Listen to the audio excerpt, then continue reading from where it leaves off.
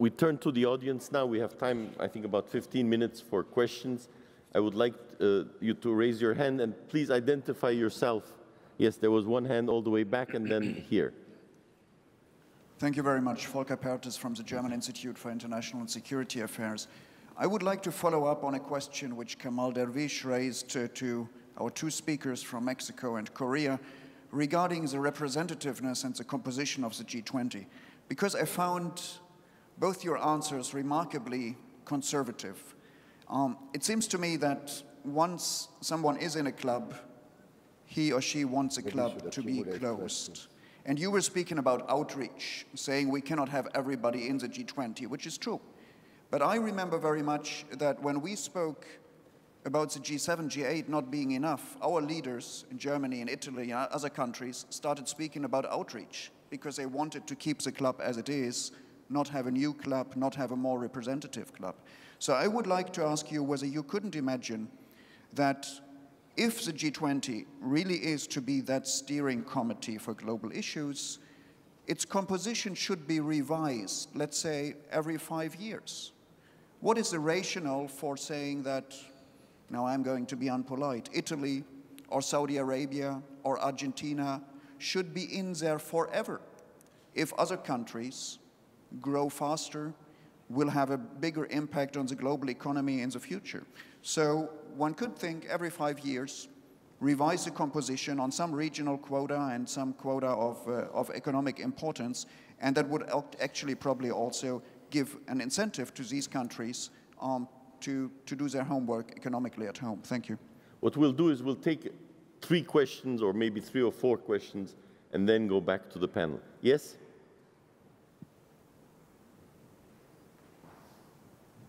Thanks. I'm Meir Shitrit, member of the Knesset of Israel. And I think something had been changed in the world which had not been touched in this session, which is the redistribution of the wealth. What happens in the Middle East is just, in my opinion, a kind of thriller to what's going to happen in different places. It started in the United States now. People do not accept anymore the fact that there is a small layer of people who are billionaires, and most of the people are in a very low income in many countries. Now, those different clubs, G7, G8, G20, or whatever clubs, it's kind of clubs, as a matter of fact, which they try even inside the clubs. Everybody tries to take care of himself. I remember just in the last year, the G20 were in a situation almost to open a monetary war between different countries because things we hadn't been sure where we're going.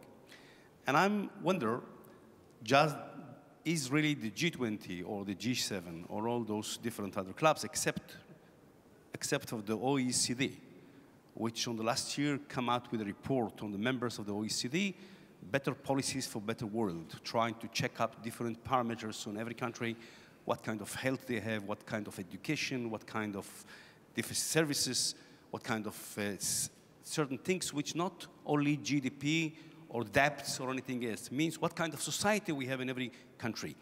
Does such an issue is relevant to what the G20 is doing? I'm afraid that if you don't face those issues, the G20 could be in the future irrelevant because every country at last have to deal with itself, with its own problem and make the right policies. Somebody have said in the past that I don't want to be a member in a club that agreed to accept me. So I think you should face it. I wonder if the members of the panel could tackle this issue of redistribution of wealth. Thank you. Yes? Yeah, hello, my name is Carsten Langer. I'm currently the chairman of the European Private Equity and Venture Capital Association. My question concerns the G20's approach to coordinating or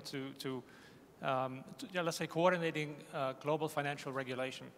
The last 3 years have seen more regulation introduced globally in financial markets than the previous 25 years.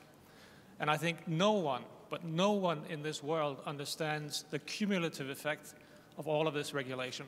As we know, regulation takes time to have an influence. And I think we all understand that the global deleveraging that's going on in the economy because of Basel III and Solvency II and all these other regulations that have been introduced are part of the problem of not being able to put the growth, back into the economy. So my question really is, does the G20 have on its agenda an evaluation of the cumulative effect of all of this global financial regulation in relation to creating growth in the economy? Thanks. You. We'll take one more question there. Yes? Please identify yourself. Riyad Tabet, administrateur de la Chambre de commerce franco-arabe à Paris. Monsieur le Président, à chaque fois que j'entends parler de la crise, je la vois traitée sous l'angle monétaire et des marchés financiers. Mais est-ce qu'il ne faut pas aller encore plus loin pour analyser le phénomène structurel qui a fait aboutir à cette crise? Beaucoup de pays du G7, notamment, se sont délestés depuis les années 1980 de leurs instruments de production de biens réels en direction de pays émergents à cause du coût de la main-d'œuvre, d'un certain nombre d'autres facteurs. Eh bien, dans ces pays, il s'est créé, à la faveur production de biens réels, une certaine richesse qui a permis la croissance dans ces pays-là. Alors que dans d'autres pays, on a créé des moyens, des instruments financiers fictifs qui ont créé la bulle qui se crève. Est-ce qu'il ne faut pas revenir à la création de richesses réelles en stimulant des moyens de production de biens dans ces pays?